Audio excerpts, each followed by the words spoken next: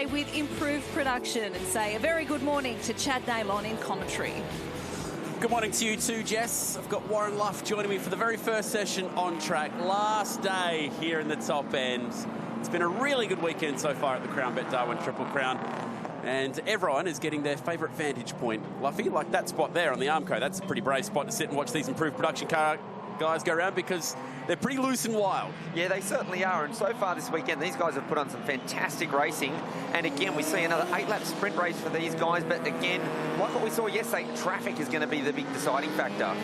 Yeah, really did split the field up, you're right, yesterday with the 4 different classes built into this one race. Rob Braun's 2 from 2 this weekend, looking really strong in that BMW. Michael Ubergang's been getting quicker and quicker throughout the weekend. P2 yesterday, that's why he'll be starting in the front row. Tim Playford actually won the qualifying session and picked up the pole award the other day, but hasn't been able to really move forward and make the most of those front starting positions. Glenn Holdsworth's out there, definitely one to watch out for towards the front of this field in what is the Commodore Cup class. Like I mentioned, 4 different classes of cars, including the HQs, which we'll see a bit further down the pack. Bryce Ford should be pretty entertaining from 17. He's got some work to do. Yeah, look, he'll be looking to carve his way through. He's definitely been the form guy in Commodore Cup this weekend. He's also been showing himself to be a bit of a veteran in the Aussie race cars, considering he's making his debut this weekend. So, in terms of track time, he's probably getting the most amount of laps out there out of anyone this weekend. Double duties Bryce Ford this weekend, so watch out for him in both these categories. All the way down to row number 15, where we find plenty of our Holden HQs, bringing it back old school style this weekend. Fortunately, Shane Satchwell in that little Datsun had heavy contact with the wall yesterday going through the S's on approach towards turn 5. And that car took a nasty hit indeed. So we're all set and ready to get the action going. We've got Porsche Carrera Cup on track today, as well as Touring Car Masters, hugely popular class up here at the top end, and the Little Aussie racing cars. So plenty of variety, I guess you could say, when you're comparing HQs to Porsches. And the good thing for these guys and girls this morning, it's a little bit cooler this morning than what it was yesterday. Now, when we say it's a little bit cooler, we're still talking it's in the mid-20s up here, so the people down south are probably still freezing and and trying to warm up this morning. But certainly the ambience a little bit cooler. Track conditions are going to be a little bit cooler as well. So it really will suit these cars, especially some of the turbocharged cars out there. These are the conditions that should see these cars do very well. Beamer pulls up on the front row. A reminder, the Virgin Australia Supercars Championship today, it's race number 16. And with that, we'll also have an Armour All Top 10 shootout and a 20-minute Armour All qualifying session, which will take place at around 9:30 local time, which will be really early for those guys to get out on track. The conditions will be perfect. Probably the quickest times we'll see all weekend in the Supercars. The big question is, can Scotty McLaughlin do the Triple Crown? He's already ticked the first box yesterday. Can he go from pole and win today? Well, he did it last year on the Sunday. No one's actually won the whole thing, the whole Triple Crown. Today could be the day. Lee Holdsworth, dad, ready to go, alongside Jessup there as well. And the very old school HRT-looking Commodore, alongside him a Club Sport. So there's a few different models of Holden out there, and a BMW and a Mazda on the front row. The little rotaries purring away, getting set for a start as the HQs tack onto the back. Just about set now, 17 rows of cars. Let's hope we can get them all off the grid smoothly and get going for 8 laps. Good conditions for the turbo cars. It's nice and cool.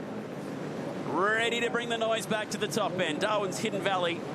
Improved production, Commodore Cup and the HQs in the starters' hands.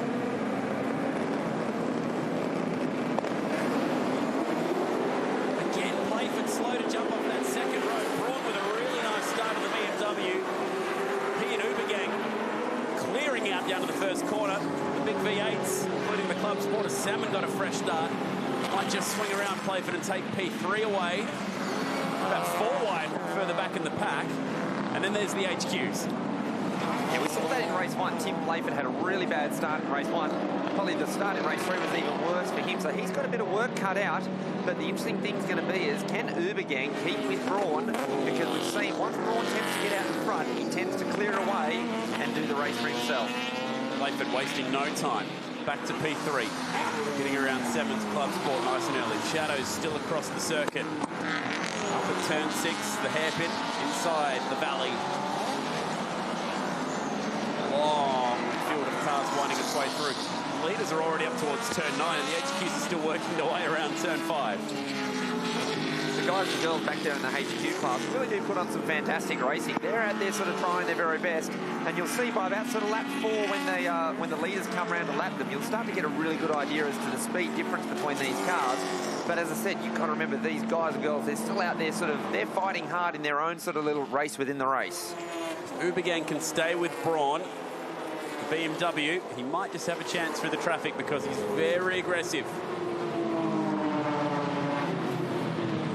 Playford's got other ideas, trying to take P2 away. Mazda square off at turn 1. This circuit really is a battle of horsepower with this big, long, 1.1 kilometre long front straight there. And you can just see the Playford seems to have probably a little bit more in the top end than what Ubergang does. So if Playford stands any chance of being able to get onto the back of Braun, he needs to clear Ubergang. And as we say, that he's gone purple sector in the first one there. So he's really a man on a charge here. Time for the old school Commodores to put on a show. Jessop's had some pretty good speed in car 15 right from the very first practice session. He's been on it very early. Fighting there with Barry Smith. They've been tied together all weekend long. So the second row, wasn't it? Just didn't go anywhere. Good heads-up driving from Jessop to get around him. I was actually very lucky there for a moment. I actually thought Playford was actually going to stall there. He's really bogged it down. Very, very lucky to get going. With 17 rows of cars starting behind you there, you don't want to be having a car stall at the front. It's happened before in the improved production race here before the supercars, and it wasn't pretty. With about 3 or 4 cars torn up in that moment a couple of years ago. But thankfully, for Playford and the rest of the field, we got them moving. Very clean start down towards turn 1. And then the usual show from the HQs at the back. Change for second. Playford around Ubergang. Ubergang wants it back. Straight away. Nice move down the inside there. That's nice aggressive driving there. Lost it at turn 1, but it's typical over and under as you come down there into turn 5. It is a good passing opportunity, but you've got to have commitment. And it's also, you've got to have good driving by the other person to be able to see you there and actually leave the room on the inside. So that's great driving by these two guys, but they really need to get on with this and both put their heads down because Braun is just stretching away. 2.7 seconds at the front there. Valentino Rossi theory, isn't it? Pass back the very first opportunity. That's exactly what Ubergang did. A counter-attack, if you will. Now we have the battle of the rotaries. Whose engine builder is giving the most power? Find out in the cool air. I think we're about to get the answer. Wow.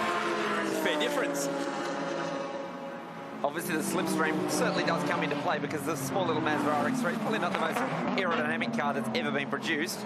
But you can definitely see there that Playford does sort of have the horsepower advantage.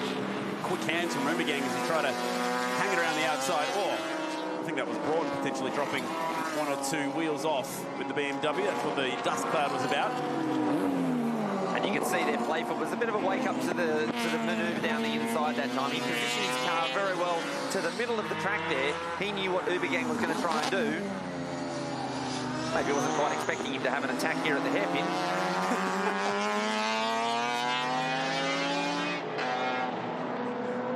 Quality scrap between the 2 little Mazdas. Ubergang letting the rear end just step out slightly. He's got a serious amount of lock going from either side. Classic catch.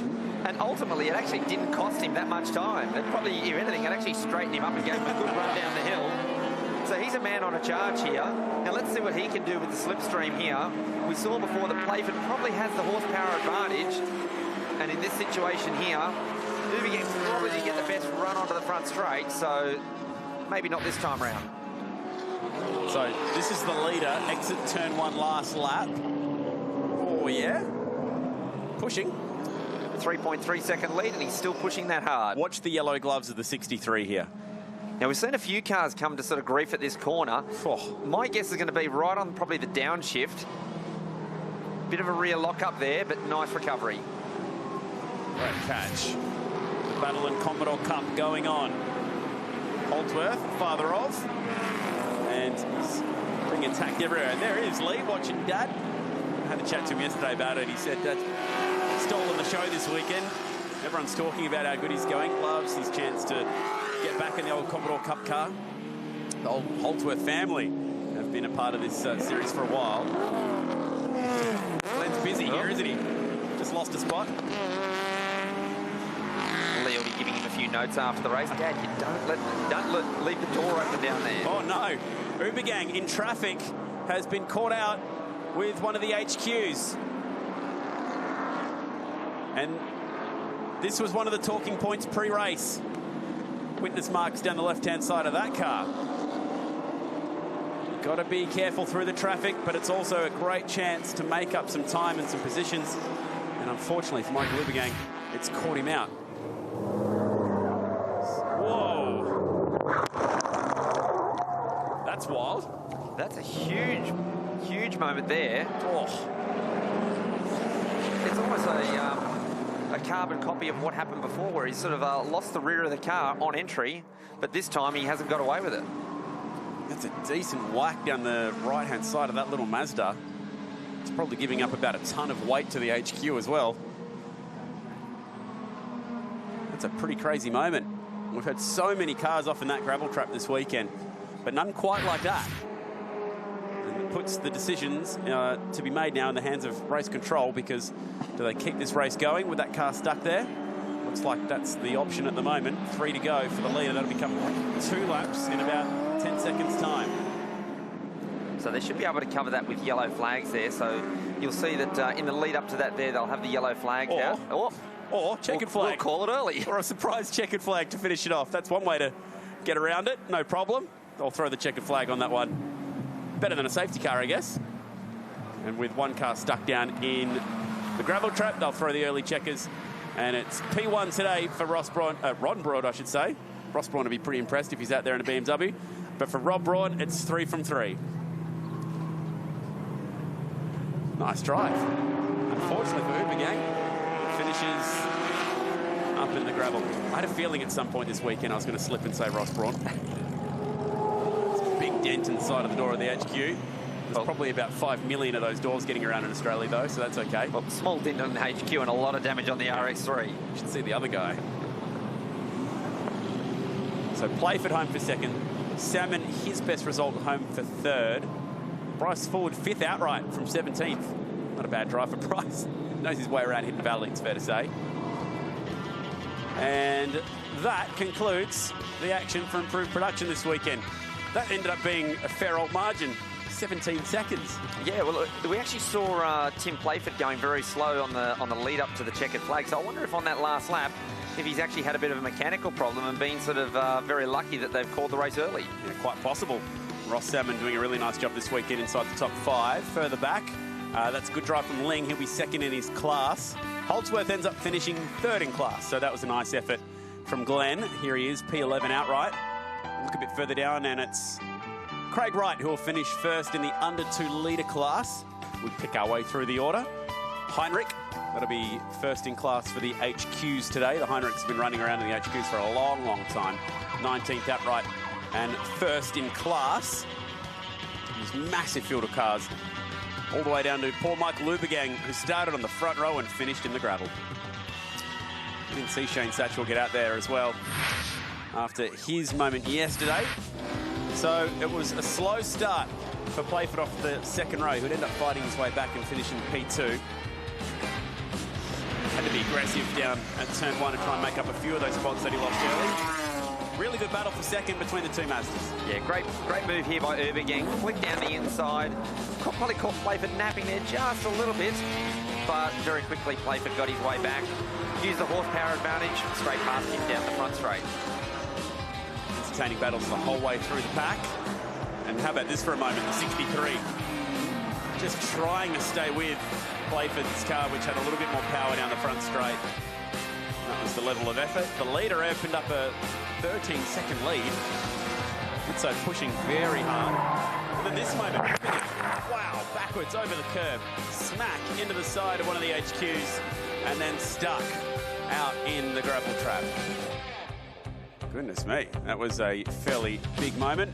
And it would bring out an early checkered flag with Rob Braun going 3 from 3 and picking up a clean sweep of events here today at Crown Bet Darwin Triple Crown. And he's come all the way from Victoria, so he's collected the prize and he's looking good for the Nationals, which will be happening at Tailem Bend. Unfortunately for the Uber gangs, they've got some work to do cleaning up down there, and it's going to be a busy, busy day. The crowd loving the HQ action. There's still so much more to come here at the Crown Bet Darwin Triple Crown.